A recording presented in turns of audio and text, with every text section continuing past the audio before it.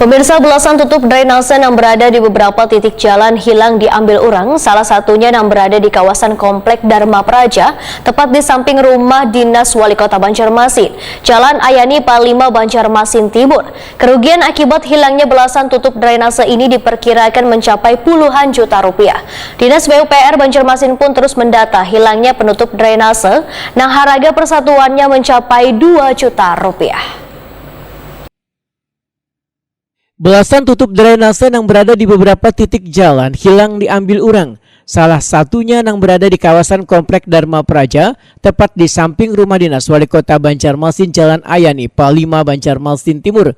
Kerugian akibat hilang belasan tutup drainase ini diperkirakan mencapai puluhan juta rupiah. Kepala Dinas Pekerjaan Umum dan Penataan Ruang Banjarmasin Suri Sudarmadiah Waitakuni Prima TV tengah hari Senin 31 Oktober 2022 mendahkan Dinas PUPR Banjarmasin terus mendata hilangnya penutup drainase yang harga persatuannya mencapai 2 juta rupiah. Menurut Suri Sudarmadiah, kejadian hilangnya tutup drainase kadang hanya terjadi di kawasan Komplek Dharma Praja, namun terjadi pula di kawasan Jalan Pangeran Antasari yang didapati ada beberapa tutup drainase yang hilang karena dianggap sudah merusak fasilitas publik.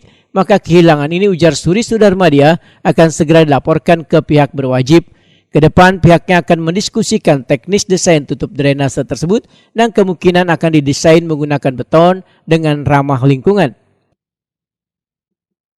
Yang untuk penutup drainase itu memang satu sisi memang kami lagi mendata nih berapa sih yang sekarang kehilangannya, berapa, nah itu memang secara resmi nanti akan kami laporkan gitu ya, karena juga terkait dengan mungkin itu kan merusak fasilitas publik ya, fasilitas untuk masyarakat yang sudah disediakan oleh pemerintah kota.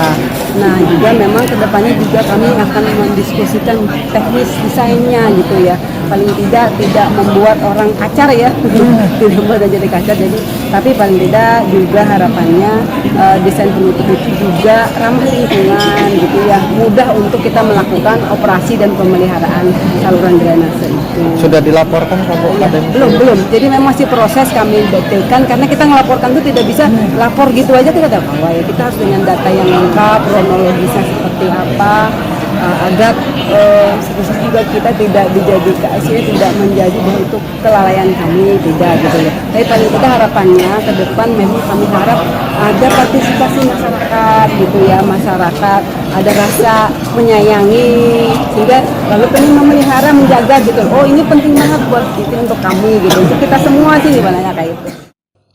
Suri Sudarmadiah meminta warga untuk saling menjaga fasilitas umum ini dari oknum yang kada bertanggung jawab.